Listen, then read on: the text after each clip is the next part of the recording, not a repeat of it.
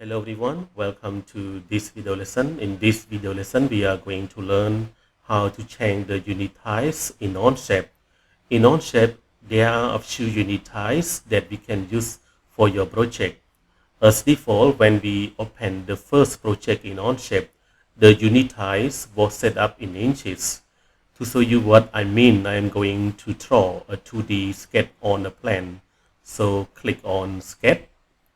Click on top plan, right click, click view normal to sketch plan. I am going to use center point rectangle to draw to the sketch. So click on center point rectangle, click to set up the center point, move the mouse out, click it again to finish drawing.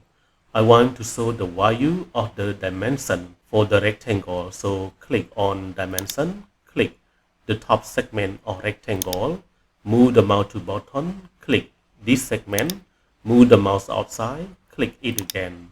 Now the dimension of the rectangle shows in inches.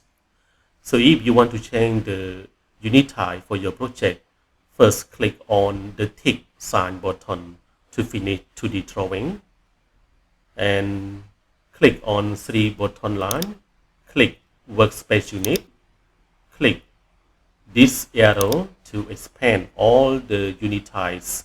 So these are the unit types that you can use for your project. For example, I want to change my project to centimeter. So I click on centimeter and click the tick sign to confirm it. Now my project has changed to centimeters. To make sure does my project has changed to centimeter already, so I will show you.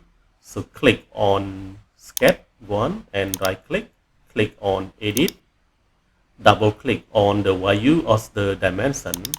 Now it will show us to centimeters. It means that this project has changed to centimeter.